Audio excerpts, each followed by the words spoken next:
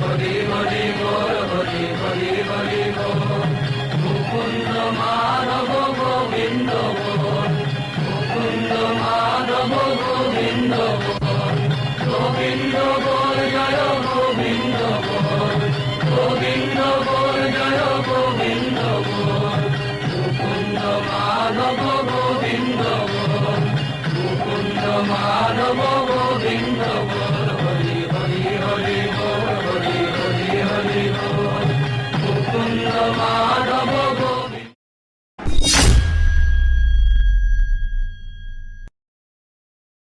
हरे कृष्णा। तो दोस्तों, आज मैं आप सबसे एक छोटा सा सवाल करना चाहता हूँ। वो ये कि जब आप 70 साल के हो चुके होंगे तो आप क्या सोचते हैं आपकी लाइफ कैसी होगी? आप रेस्ट कर रहे होंगे, आप टीवी देख रहे होंगे और शाम शाम को या सुबह सुबह वॉक पे चल जाएंगे। इससे ज़्यादा आप कुछ नहीं करेंगे। 70 साल वो उम्र होती है जब हर कोई केवल आराम करना चाहता है। अपने जीवन के अंत समय में कोई भी ज़्यादा काम नहीं करना चाहता, सब बैठे रहना चाहते हैं। पर आज हम एक ऐसे व्यक्तित्व के बारे में, ऐसे महापुरुष, ऐसे आचार्य के बारे में बात करना चाह रहे हैं जिन्होंने 70 साल की उम्र में 2 बार हार्ट अटैक आने के बाद भी 14 बार विश्व का भ्रमण किया और पूरे विश्व को कृष्ण भक्ति से जोड़ दिया। ऐसे आचार्य जिन्होंने अपने खुद के दम पर केवल $60 से 108 मंदिर पूरे विश्व में बनवाए, जिन्होंने पाकिस्तान जैसे देश में 12 मंदिर बनाए और पूरे विश्व को कृष्ण भक्ति से जोड़ा। हम अक्सर देखते हैं बाहर के देश के लोग हमारा सनातन धर्म अपना रहे हैं। ये सब क्यों हो रहा है? ये सब हमारे आचार्य श्रील प्रभुपाद की कृपा से हो रहा है। तो बने रहिए इस वीडियो के अंत तक ताकि आप सब इस महापुरुष के बारे में जान सकें। प्रभुपाद का जन्म 1896 में बंगाल के कोलकाता शहर में हुआ। मात्र 5 वर्ष की आयु में इन्होंने अपने शहर में छोटी सी जगन्नाथ यात्रा निकाली। और उस समय जब उनके आस पड़ोस के लोग उनसे पूछते कि अभय, ये रथ कहाँ जाएगा, तब वे कहते न्यूयॉर्क, सैन फ्रांसिस्को। तब ये सुन के सब खूब हंसते। पर एक दिन यह सब सच होना था। मात्र 14 वर्ष की उम्र में इनकी माता का देहांत हो गया और तब इस दुख को सहते हुए इन्होंने अपनी पढ़ाई स्कॉटिश चर्च कॉलेज अंग्रेजी में की। वे गांधी जी के साथ नॉन कोऑपरेटिव मूवमेंट में भारत के साथ खड़े हुए और अपनी डिग्री लेने से मना कर दिया। वे शुरुआती दिनों में एक मेडिकल शॉप के मालिक थे। तब कुछ समय बाद वह अपने गुरु श्रील भक्ति सिद्धांत सरस्वती ठाकुर प्रभुपाद से 1922 में मिले। तब उनके गुरु ने देखा कि प्रभुपाद, जिनका नाम संन्यास से पहले अभय चरण था, इनकी अंग्रेजी बहुत अच्छी है। जब अभय चरण अंग्रेजी बोला करते थे तब अंग्रेज भी डिक्शनरी खोल देते थे। तब इनके गुरु महाराज ने कहा, तुम्हारी शास्त्रों में रुचि है और अंग्रेजी भी तो बहुत अच्छी बोलते हो, तो क्या तुम भगवत गीता को अंग्रेजी में लिख सकते हो? अभय चरण जी ने अपने गुरु को हाँ कहा और अगले ही दिन से उन्होंने भगवत गीता का अनुवाद इंग्लिश में करने लगे। इस समय ना कंप्यूटर थे ना टाइपराइटर, तो भी वे अपने हाथों से रात रात भर जाकर कागज़ पर इंग्लिश में भगवत गीता लिखते रहे। लिखते लिखते 1 साल बीत गया। फिर वह एक दिन अपनी मेडिकल शॉप से आ रहे थे कि तभी उन्होंने देखा कि उनकी लिखी गीता कहीं थी नहीं। तब उन्होंने अपने पत्नी से पूछा और अपनी पत्नी से पूछने के बाद उनके रोंगटे खड़े हो गए। उनकी पत्नी ने कहा कि उन्होंने वह कागज़ एक रद्दी वाले को बेच दिए और बदले में चाय पत्ती ले ली। प्रभुपाद यह सब सुनकर बहुत उदास हो गए और वह बर्दाश्त नहीं कर पाए। फिर भी जैसे तैसे उन्होंने अपने आप को संभाला और अपनी पत्नी से पूछा, चाय या मैं? उनकी पत्नी ने कहा, चाय। मैं चाय नहीं छोड़ सकती। और तभी अभय चरण जी उसी समय अपना घर त्याग कर संन्यास आश्रम ग्रहण कर लेते हैं। तब वह वृंदावन चले गए और कुछ समय भगवत गीता लिखने के बाद वह समझ गए कि केवल वृंदावन में रहने से कुछ नहीं होगा। वह यह भी जानते थे कि दुनिया का सबसे बड़ा देश अमेरिका है। पूरे 44 साल भारत में प्रचार करने के बाद श्रील प्रभुपाद 70 साल की उम्र में जलदूत नामक कार्गो शिप में न्यूयॉर्क शहर के लिए चल पड़े। उन्हें पहुंचने में 32 दिन का समय लगा और इस बीच इन्हें 2 बार हार्ट अटैक आया। दूसरे हार्ट अटैक में मानो जैसे वे शरीर छोड़ने वाले थे कि उनके सपने में श्री कृष्ण अपने पार्षदों के साथ आए और उन्होंने देखा जिस शिप में वे बैठे थे वह कृष्ण के पार्षद संभाल रहे हैं। इसके बाद प्रभुपाद जागे और तब आश्चर्य यह था कि समुद्र की लहरें मानो थम सी गई हो। वह केवल 40 रुपये, कुछ कपड़े और श्रीमद् भागवतम का सेट लेकर वह न्यूयॉर्क पहुँचे। वहाँ प्रभुपाद का कोई नहीं जानता था, परंतु प्रभुपाद जानते थे कि यह लोग कैसे हैं, इनकी जीवन शैली क्या है। और तब उन्होंने श्री कृष्ण का नाम लेकर डैमसन स्क्वायर पार्क में चले गए। दोस्तों यह बात 1963 की है, जब अमेरिका में युद्ध चल रहा था। इस वजह से वहाँ हिप्पीस आ गए थे।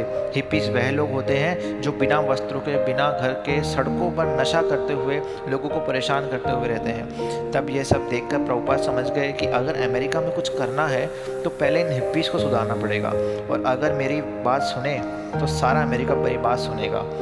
वह पार्क में उन्हें कीर्तन सुनाते थे और कृष्ण के बारे में बताते थे।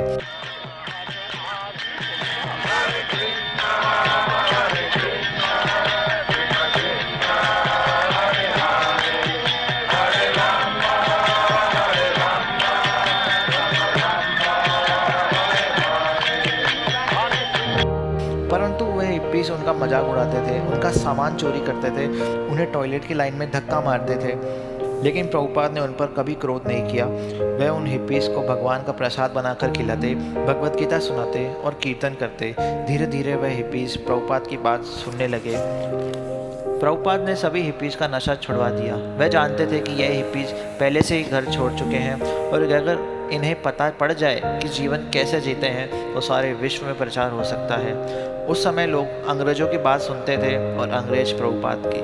तो अब सोचने की बात यह है कि हिप्पीस का नशा भला छूटा कैसे। केवल श्री कृष्ण के बारे में सुनने से वह लोग महान वैष्णव सन्यासी बने। इसी प्रकार हम देखते हैं कि जो लोग श्री कृष्ण से जुड़ जाते हैं उनके जीवन की समस्त बुरी आदतें अपने आप ही छूट जाती, और तब ये सभी हिप्पीस महान वैष्णव सन्यासी बनके पूरे विश्व में प्रचार करने लगे। तब शुरुआत हुई हरे कृष्ण मूवमेंट की। ये हिप्पीस सारे विश्व में जाने लगे और लेटर के माध्यम से प्रभुपाद जी के निर्देशन में हरि नाम फैलाने लगे। श्रील प्रभुपाद ने 70 से 82 साल की उम्र में 14 बार पूरे विश्व का भ्रमण किया ताकि सभी जीव भगवत धाम जा सकें। प्रभुपाद केवल 2 घंटे सोते थे और उन्होंने अकेले पूरे विश्व में 108 मंदिर बनवाए।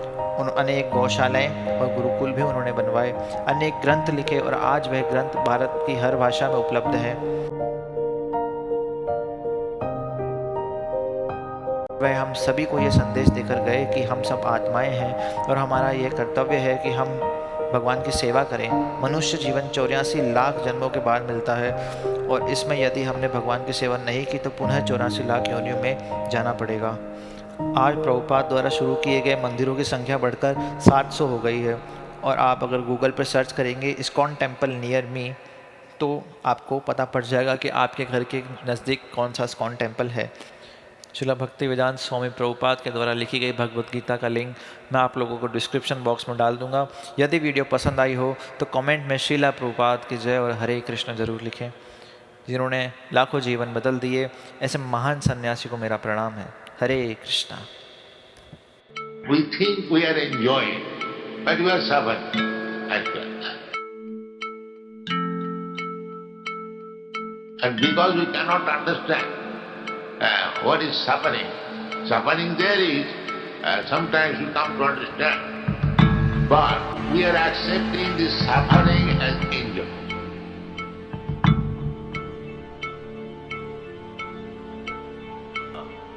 A man is working very hard, whole day. This is not enjoyment. You have got a car, but you are running at 70 miles speed, going to your business, and there you are earning hundreds and thousands of dollars. Then you are thinking that you are enjoying. But this labor is suffering you for. And in order to forget this suffering, then I take to wine, take to this, take to that, to forget this suffering. So actually we are suffering, but we are accepting it as enjoying. This is called illusion. Anyone who is very much sensuous, very much attached to sense gratification, they are called demons. And those persons who do not indulge in sense gratification but utilize this body or this life for God realization, Krishna realization, they are called gods.